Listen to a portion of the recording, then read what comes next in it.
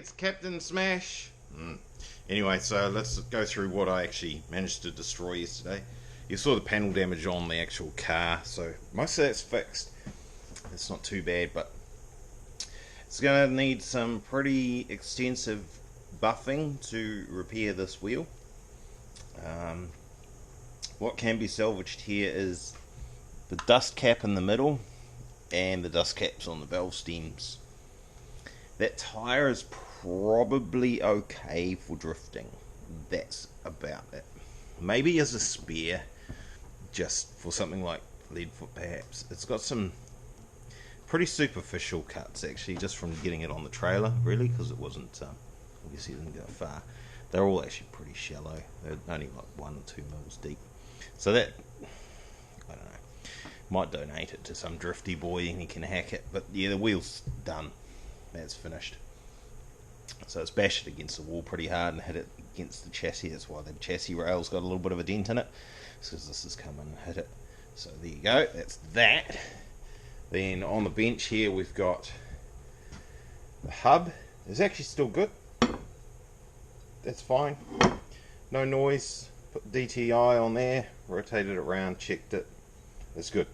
That pin's still straight. I'm going to crack test it though. That's had a hell of a whack. But I'll crack test that and make sure that's okay.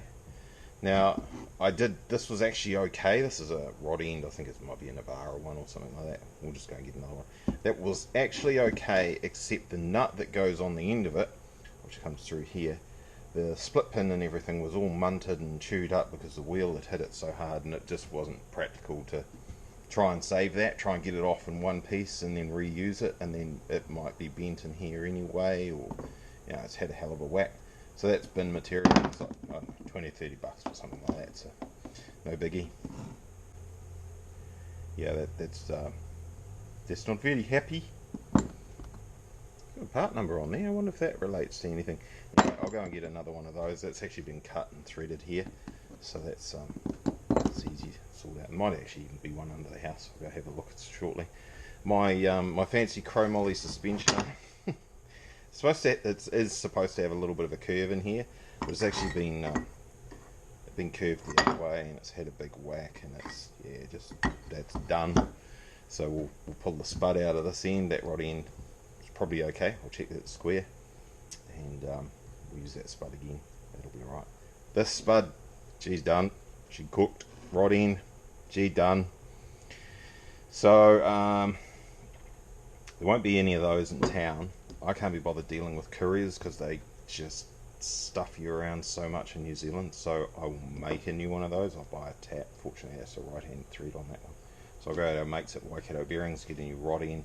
I'll go to our guys that we deal with all the time, Emco, and get a new tap for that. Make one of those. Go and find a piece of tube somewhere. Let's call it clevis. You can call it whatever you want. The bits that the knuckle bolts onto on the shock, they just tore away. But look how thin the welding was on that. So, and I haven't fiddled with that. That's actually the original component as made by those guys. But hey, let's not pick holes in it. That actually did us a favour. That letting go saved the actual strut. The strut itself is still, she's good. There's nothing wrong with it. It's a bit hard to do with one hand, too much gas in it, but it's good. I've checked that out, and that's actually straight. It's not leaking, and it's no problem at all. So there's the other side of that one. Crikey. She's a pretty big impact. That's a bit of an issue. I might need to square that up. We can do that. We have the technology. I can put that in the press, get it true, just make sure it's right, put it on the lathe and run it around, just make sure it's running right. But that piece of the end doesn't actually sit on the strut in this particular vehicle anyway. So that's about it really. That's what we're looking at. I pointed out the stuff on the front. It's a $80 or whatever it is, $120 piece of signboard. You just go and get another one, take the old one off, template, make a new one. It'll be done in you could definitely do it in an afternoon piece of cake, couple of hours, and it'd be done. So that's all right. For Leadfoot, we can run a slightly bigger one anyway. So I'll probably do that while we're at it, and then trim it back to super lat specifications after Leadfoot. Alright, so a quick hunt around town. Popped into our mates at Repco Te Rapa, trying to suss out what components I'd used in the back, because I forgot. That was a bit tricky, so I thought I'll come home and have a scavenge through my stuff that's literally under the house, a little cubby hole type thing I've got. Pretty sure what I've used here for the tie rod end, that I think is a J31 Nissan Maxima part, and that's probably what I've done, because that piece there, that's J31 Nissan Maxima knuckle. So there's one of those that's in Auckland that's coming overnight, and we'll see if it's the right part or not. Pretty sure it will be. Tie rod end, it's been cut down, had an imperial thread chucked on it. Who knows what that came from, doesn't really matter. Here's the tie rod end that I had under the house. So that was actually a Saphiro one that the Drifty boys use, because it's quite long, and then it's had the thread modified on the end to go into the original Nissan March rack. So I can chop that off, turn it down on the lathe just here. Oops, I'll get the camera in a better spot for you. Turn it down on the lathe just here to that diameter and put the imperial thread on it. That's our tie rod end sorted. So that's two of the components done pretty easily. So this tube's smoked. We need a new piece of that. You can't just leave a massive dent like that in it. And it's bent and it's ripped open at the end. And I cut the end of it off, that piece there, so I could put it in the lathe and recover our spud for this rod end, because there's nothing wrong with that spud, nothing wrong with that rod end. So I want to use those again. So then the tube's too short anyway. Hunted around town, no one stocks chromoly tube in town that I could find anyway. I forgot that I'd used the chromoly tube offcuts to make something that screws onto the end of the axle, so that you can load up your suspension and see how it's all going as far as what's moving and what needs sorting out. Just so happens that's I'll pick that up in a minute. Just so happens that's plenty long enough to make a new suspension arm. So stoked I don't have to buy a new piece of chromoly tube. Shortest you can buy is 6 foot length. So the spuds, oh, that's what I've dropped. Hang on. Feeling old. The spuds, they're $10 from Cardwells. That's cheap. This one's a left-hand thread and that one's mint, so that's fine. The one that we damaged is actually a right-hand thread. She's properly smoked. Look at it, done. But I mean, $10 is nothing, right? That's not a lot of time and money. I have a piece of steel. I have a 17.5mm drill. I have a 3/4 UNF tap. I have a lathe. Let's just make a new spud. That'll give me something to do today. Today's going to be a bit of a quiet day.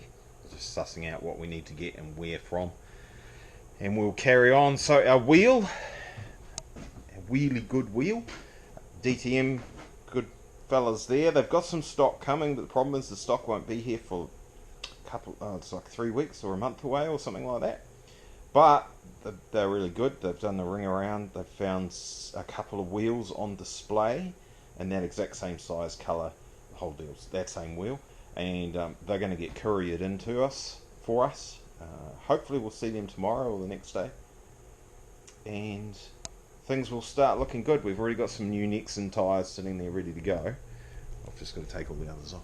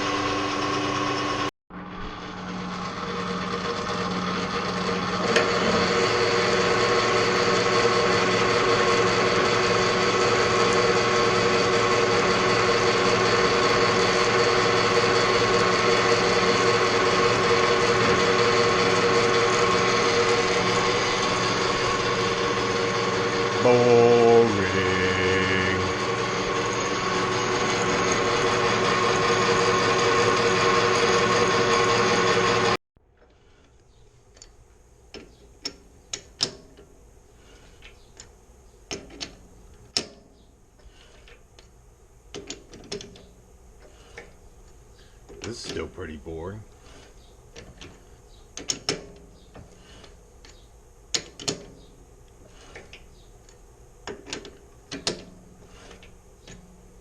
Amazing stuff! Right, 6 o'clock, so a little post video comment. There's our new suspension arm, fabricated, rod ends in there. It's not a spherical one, it's just clevis, I think they're called, just to hold the mounts. Let's call them mounts, shall we? Just to hold those in the right spot. So that's that. That's all welded up. Let that cool down. Get some paint on it. Bob's your uncle. There's a new one of those coming. Steering rod at end. It's going to be here tomorrow. As I said, that's done. Those are done. Just got to fix that really.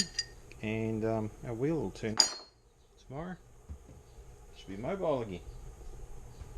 Yay, that was easy.